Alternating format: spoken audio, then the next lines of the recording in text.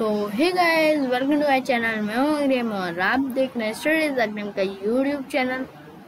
तो गाइस, कैसे हैं आप लोग? और आज जो है मैंने पिछले वीडियो में कहा था कि भाई जो अब नया मैं बताऊंगा चैप्टर जो है, तो भाई वो बहुत तगड़ा होने वाला है। तो गाइस यस, जिनको नहीं पता है ये बुक, तो नाम तो बता ही देता हूँ, my green world fifth millenniums की है। ओके सो गाइस, चलिए स्टार्ट करते हैं। तो चैप्टर का नाम है, अरे यार पता नहीं क्या हुआ, चैप्टर का नाम है British rule in India. Okay guys, तो अब हम पढ़ने वाले हैं कैसे हुआ था ब्रिटिश रूल, जो ब्रिटिशर्स ने हमारे यहाँ आके रूल किया था, है ना। तो उसके बारे में आज हम पढ़ने वाले हैं। तो लेट्स स्टार्ट। तो first concept, mapping. Coming of east India company. पहले सबसे पहले ईस्ट इंडिया कंपनी है। How did the east India company come into existence, मतलब कैसे ईस्ट इंडिया कंपनी यहाँ पर आई, है ना। Expansion of British rule, expansion जो थे ब्रिटिश रूल्स के। Battle of Plassey, battle of Buxar. Exploitation जो बढ़ा, है ना, exploitation under British rule. Exploitation of Indian farmers, weavers and traders. First war of independence, revolt of 1857, famous leaders of the revolt and result of the revolt. तो इसी को आज हम पढ़ने वाले हैं। तो यहाँ पर India was ruled by the British for around 200 years in the past. 200 years से बहुत उन्होंने रूल किया था, है ना। It was a period of suppression and exploitation of the people of India. We fought back with both peaceful and aggressive means against British rule and got freedom in the year 1947. मतलब कि इसका मतलब, पूरे का मतलब है कि हमने लड़ाई के लिए, बहुत बेकार समय था वो, है ना, जब उन्होंने वो ब्रिटिश रूल चल रहा था, और फिर हमने जैसे अग्रेसिव में लड़ाइयाँ भी की और अच्छे से भी करा, है ना। दोनों टाइप से हमने उनसे समझाया। फिर जो है 1947 में फाइनली हमें फ्रीडम मिल गई, मतलब हम स्वतंत्र हो गए, है ना। 15 अगस्त 1947। Coming of the east India company. अब ईस्ट इंडिया कंपनी आई थी, ठीक है। The story of British rule over India started in 1600 AD। तो when a group of merchants who formed a trading company under the name of East India Company reached India and obtained a character from the ruling Queen of England, Queen Elizabeth, and exclusive trading rights with India. These merchants were given such rights for 15 years. तो ये बात है 1600 AD की, ठीक है। वहाँ एक group आया मर्चेंट्स का, है ना, बहुत सारे लोग आए, ठीक है। अब एक ट्रेडिंग कंपनी बनाई, और उस ट्रेडिंग कंपनी का नाम था ईस्ट इंडिया कंपनी, है ना। अब यहाँ ये कंपनी हमारे इंडिया में आई, और इन्होंने ऑब्टेन किया कैरेक्टर रूलिंग क्वीन से। ये इन्होंने इजाज़त ली जो यहाँ की रूल करती थी वहाँ पर, अरे कहाँ पर, इंग्लैंड में जो रूल करते थे वो था क्वीन एलिजाबेथ, ठीक है। तो उनसे परमिशन लेके अब ट्रेडिंग राइट्स भी ले लिए, सब ले लिया, और इंडिया के साथ ट्रेड करने लगी। अब ये जो राइट्स हैं इनके पास, ये थे 15 साल के लिए। इनको ये राइट्स दिए गए थे 15 ईयर्स के लिए, आप वहां पर 15 ईयर्स तक जो है ट्रेडिंग करो। Most parts of India was then under the Mughal rule and the ruling emperor was emperor Jahangir. तो उस वक्त क्या था ना,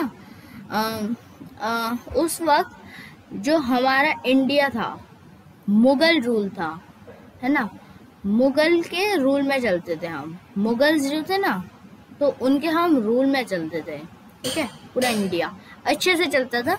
और उस वक्त के एम्परर थे जहांगीर, एम्परर जहांगीर, है ना। जो फेमस ट्रेवलर था sir Thomas Roy was sent as an ambassador to his court, है ना। Okay, he was granted the permission to set up factories in several towns by the Mughal emperor. इनके पास permission से factories बनाने की बहुत सारे town में मुगल एम्परर के द्वारा। These factories were actually store houses. ये जो फैक्ट्रीज थे ये स्टोर हाउसेस थे, where goods were kept before they are shipped out to Europe. ठीक है, यहाँ पर गुड्स जो थे, सामान था, उनको रखा जाता था यूरोप जाने से पहले, क्योंकि उस वक्त यूरोप वगैरह वाली कंट्री भी, बहुत सारी कंट्रीज भी, यूरोप की कंट्रीज हमारे साथ ट्रेड कर रही थी उस वक्त। The first ever factory was set up in India at Surat and later at Madras। ठीक है, जो फर्स्ट एवर फैक्ट्री थी वो इंडिया के अंदर सूरत और मद्रास में बनी थी, है ना। और नाउ चेन्नई, जो मद्रास है अब चेन्नई कहा जाता है, आई थिंक इन्होंने यही बताया है। एंड कैलकट्टा, और जिसको कहा जाता है अभी कोलकाता, कुछ भी।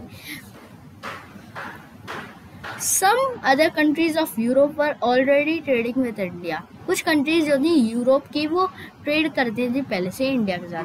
Portuguese were the first to reach India. जो पोर्टुगीज थे वो फर्स्ट थे इंडिया को रीच करने वाले। They were followed by the Dutch and the French। वो फॉलो हुए थे डच और फ्रेंच से। They also had set up factories in Cochin, Goa, Diu, Daman and other parts of the country। उन्होंने factory setup यहाँ पर भी की थी, कहाँ पर, कोचिन में, गोवा में, दीव में, दामन में और बहुत सारे पार्ट्स, अदर कुछ पार्ट्स कंट्री हमारे। All these traders make huge profits from their trade with India. इन्होंने बहुत प्रॉफिट हुआ इनको, है ना, जब इन्होंने ट्रेड किया इंडिया के साथ। This led to tough competition and fighting amongst themselves. ये जो है बहुत टफ कंपटीशन था और फाइटिंग अमॉन्ग्स्ट, है ना, देमसेल्फ। लेकिन जो ब्रिटिश थी were the final winners after defeating other European powers. सब यूरोपियन पावर्स को हटा दिया, है ना, सब ट्रेडर्स को उन्होंने भगा दिया, तुम जाओ, है ना। और फिर ब्रिटिश यहाँ पर रूल मतलब हावी करने लगे, है ना। और ट्रेडिंग, सब ट्रेडर्स को भगा दिया इन्होंने, तो अब कोई नहीं ट्रेड करेगा, हम ही ट्रेड करेंगे, हम ही राजा हैं। Expansion of British rule. अब हम पढ़ेंगे एक्सपेंशन ब्रिटिश रूल का। अंडरलाइन कर देता हूँ मैं। After winning the battle of survival with the French and the Dutch, एक बैटल सर्वाइवल का फ्रेंच और डच के साथ इन्होंने जीत लिया ब्रिटिशर्स ने। जो ब्रिटिश थी अपने पावर को एक्सटेंड करने लगी, बढ़ाने लगी इंडिया में। They built forts in Bengal and started maintaining armies at their trading centres और फैक्ट्रीज। इन्होंने अपने बंगाल में जो है फोर्ट्स बना लिए। पोर्ट तो कुछ और ही होता है, यहाँ पर शिप होते हैं। हाँ, इन्होंने यहाँ पर फोर्ट्स बना लिए है ना बंगाल में, और मेंटेनिंग आर्मीज को मेंटेन करने लगे उनके ट्रेडिंग सेंटर्स और फैक्ट्रीज पे। They did this for the protection of their godowns. इन्होंने ये इसलिए किया प्रोटेक्ट हो जाए उनके godowns. But soon they felt for the protection but soon they felt secure in their position and started interfering in the local administration of the kingdom, है ना। फिर जो है बहुत जल्दी इनको लगा कि यहाँ पर हम जो है सिक्योर नहीं है या सिक्योर है, हाँ मतलब सिक्योर है ना। इनको लगा कि हम यहाँ पे सिक्योर हैं उनकी पोजीशन में। अब इंटरफेयर करने लगे लोकल एडमिनिस्ट्रेशन में किंगडम के। The nature of the trading company began to change. जो नेचर था ट्रेडिंग कंपनी का वो बहुत चेंज हो गया। जो फर्स्ट साइन था इस इंटरफेरेंस का वो था बैटल ऑफ प्लासी इन 1757 इन बंगाल। अभी जो है ज़्यादा इन्होंने रूल नहीं किया था, लेकिन कुछ लग रहा था। आपको एक बात बताता हूँ, ये जब आए थे तब इंग्लैंड के लोग उस बहुत गोरे होते हैं, है ना। तो फिर ये इंटरफेयर ऐसे भी करते थे कि तुम तो ब्लैक बोलते थे, है ना, क्योंकि इंडिया के हैं, इसलिए ऐसे ये इंटरफेयर करने लगे। ठीक है, तो अब यहाँ पर जो है बैटल हो गया प्लासी का बैटल। इसको कहा जाता है बैटल ऑफ प्लासी 1757 में, है ना। ये एक फर्स्ट साइन था, है ना, इंटरफेरेंस का। Bengal was a very rich province and was ruled by the brave king. बहुत अच्छा प्रोविंस था और रूल होता था एक ब्रेव किंग करते थे उसको रूल। उनका नाम था नवाब सिराज उद्दौला। नवाब Siraj ud-Daula. He was not happy to strongly objected to their buildings of an army, है ना। अरे नहीं यार पता नहीं, मैं भूल जाता हूँ कहाँ पर। He was not happy to see the British building forts around their factories। उनको वो अच्छा नहीं लगा कि ब्रिटिश अपने फोर्ट्स बना रही है हमारे फैक्ट्रीज के अराउंड, मतलब आसपास। He strongly objected to their building of an army. उन्होंने ऑब्जेक्ट कर दिया। This resulted in the battle of Plassey. ये रिजल्ट हुआ बैटल ऑफ प्लासी में, in which the British defeated Nawab by cheating and conspiracy.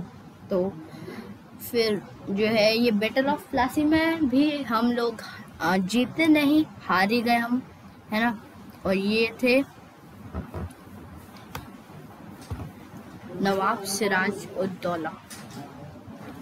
अब हम आई थिंक हारते नहीं, लेकिन वो लोग चीटिंग करते थे, है ना। तो उन्होंने चीटिंग करी, है ना, और कंस्पायरेसी करी और हम हार गए। This was followed by the battle of Buxar. ठीक है, अब which was fought between the rulers of Bengals and the British in 1764। अब जो है हुआ फिर से एक वॉर हुआ, बैटल ऑफ बुक्सर।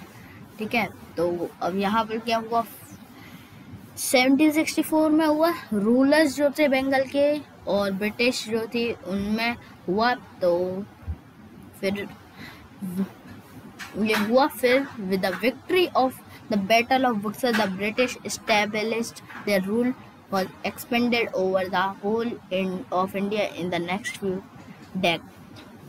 decades। अब जो था इसके ये भी जीत गए, बैटल ऑफ बुक्सर को भी जीत गए। अब ब्रिटिश अपना एक्सपेंड करने लगी, बहुत बढ़ाने लगी, है ना।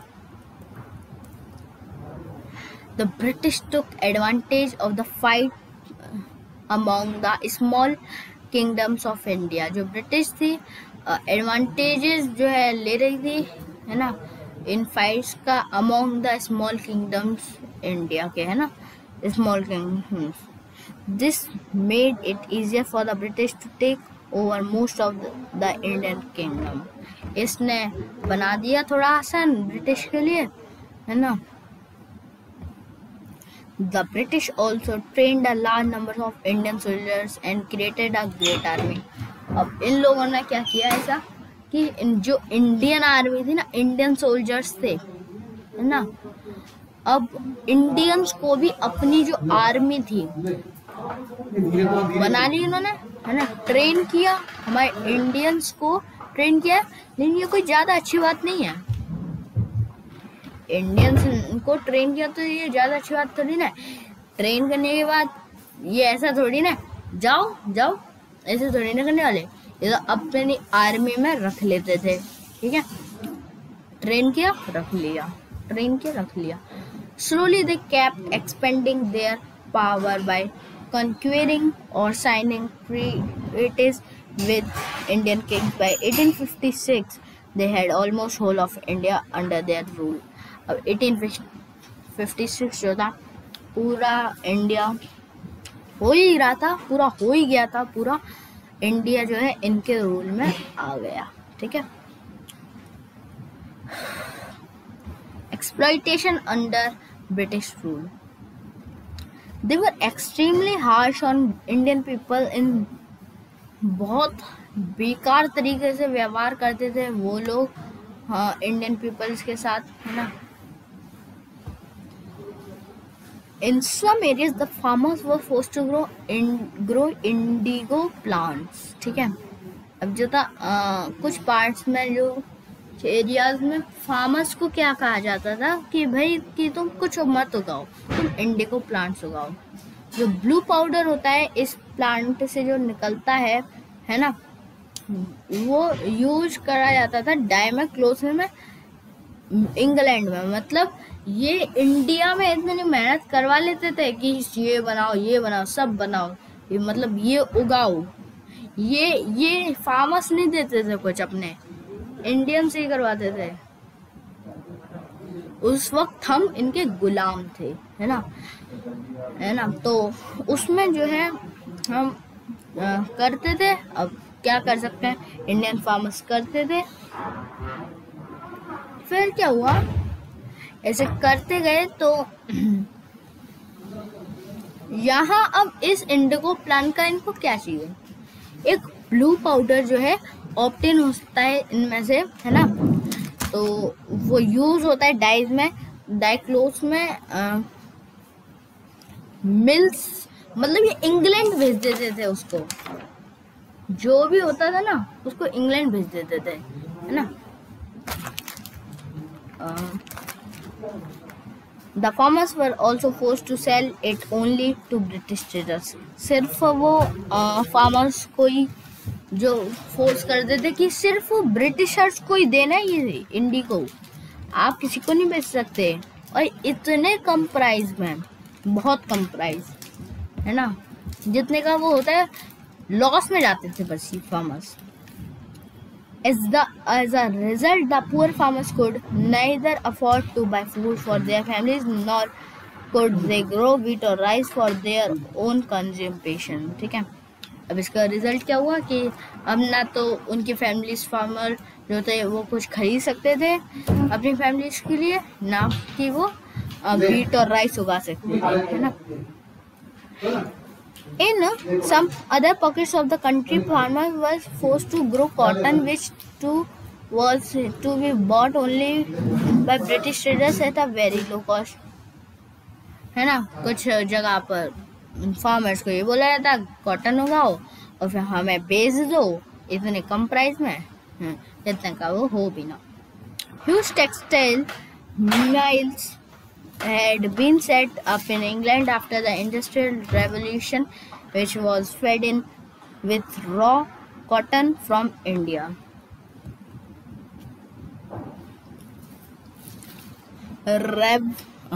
India was a huge market for British clothes, which were sold at a price lower than that of clothes made by Indian weavers.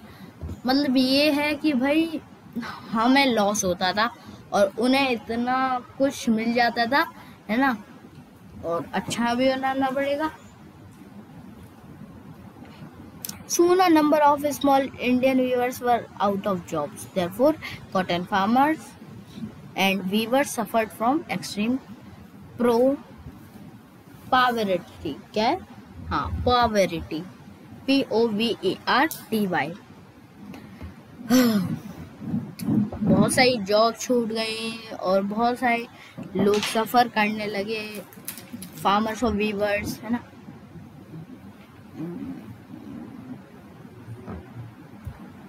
अब नीचे बढ़ते हैं। The British imposed unfair policies on Indian traders and did not allow them to set up their own mills or factories. वो अपने factories ये उनको permission नहीं देते थे, हमें हमारी कंट्री में आके, और हमें नहीं परमिशन देते थे कि आप कुछ नहीं बना सकते, तुम कुछ नहीं बना सकते हैं। Okay, they were forced to trade only in goods acquired by the British, है ना, ट्रेड सिर्फ ब्रिटिशर्स के साथ ही करना है। Hence not did men Indian princes suffer the loss of their rules and kingdoms to the British, but also common men lost their dignity to daily life. अब आम आदमी तो जी नहीं सकता था, प्रिंस जो थे उनको भी मना कर दिया था, सब को इन्होंने रूल में ला दिया था। क्या मतलब ट्रेडिंग करने आए थे ये लोग, सिर्फ ट्रेडिंग करने आए थे, है ना, चलो ट्रेडिंग कर रहे हो, उसमें भी इन्होंने अदर ट्रेडर्स को भगा दिया, फिर ज़्यादा ही बढ़ गया इनका, तो फिर इन्होंने रूल करना शुरू कर दिया। फिर आया फर्स्ट वॉर ऑफ इंडिपेंडेंस, आज़ादी की पहली लड़ाई। By the middle of the 19th century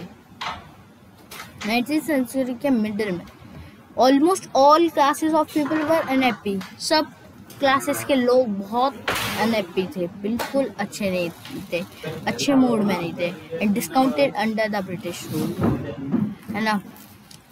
Okay, this discontentment among the natives gave rise to revolt in the year 1857. Okay. This is called the First War of Independence, which occurred 100 years after the Battle of Plassey. First War of Independence जो था वो Battle of Plassey के 100 साल बाद हुआ था। This war the real starting point of the revolt against the British Raj in India. अब यहीं से पूरा स्टार्ट हो गया, ठीक है। This revolt ironically was sparked of the by the Indian soldiers. यार वो आएगा क्या? हाँ आएगा। Soldiers of the British Army, they were humiliated in a number of ways by the British. Okay, they were given lesser salary and status to their European counterparts. The immediate cause for the revolt was the use of greased cartridges. अब क्या बोले, गोलियां जो होती है ना, अब तो सिंपल गोलियां आती हैं, लेकिन उस वक्त कैसी गोलियां आती थी मैं आपको ऐसे समझा देता हूँ जिससे हमने ज़्यादा ना पढ़ना पड़े।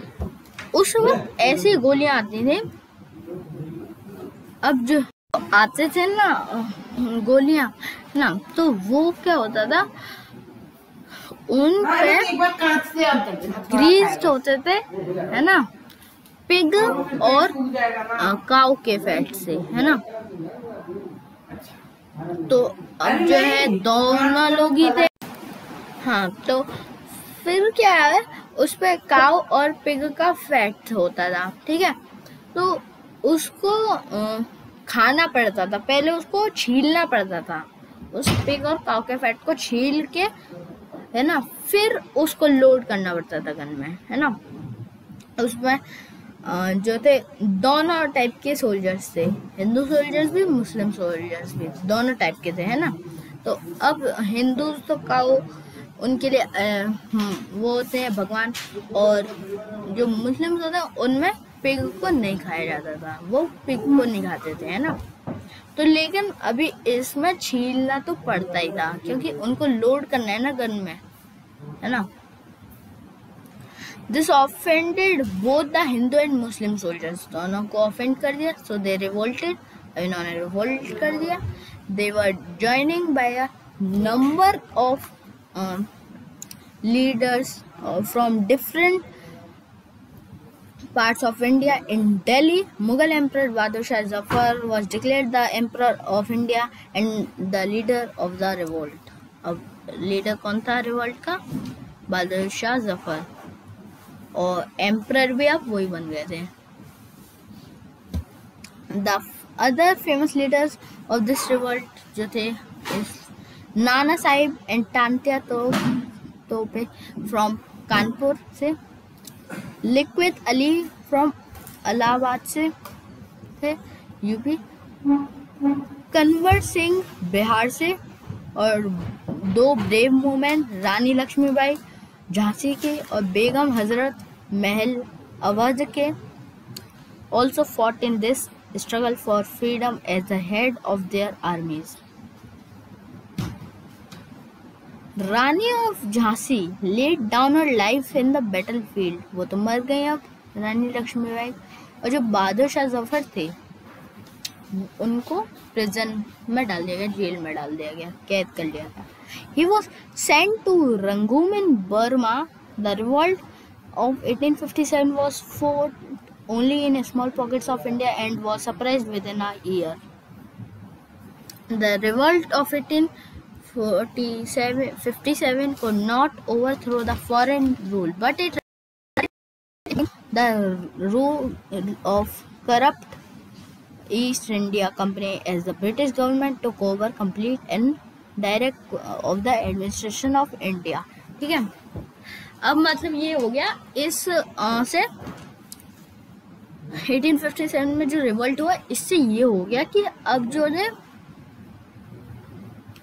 ये भागा तो नहीं पाए हम इनको, लेकिन अब ये हो गया कि जो ईस्ट इंडिया कंपनी थी वो वापस इंग्लैंड चली गई। ठीक है, अब जो पूरा रूलिंग का था तो वो सीधे था ब्रिटिश गवर्नमेंट से, इंग्लैंड से ब्रिटिश गवर्नमेंट, और जो जनरल था, गवर्नर जनरल था इंडिया का, वो वाइस रॉय बना दिया गया।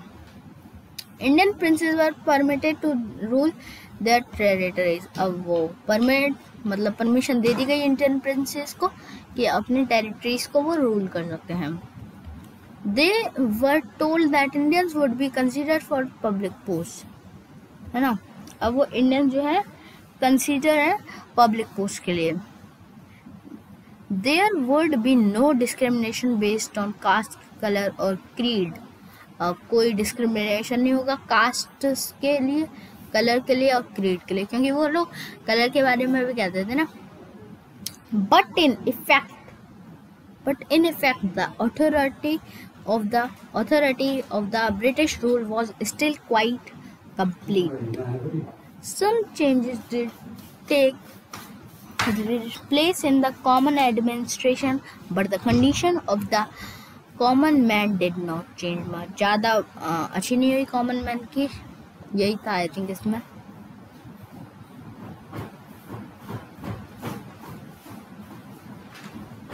इसको आप पढ़ सकते हैं, गवर्नर जनरल वगैरह का है इसमें।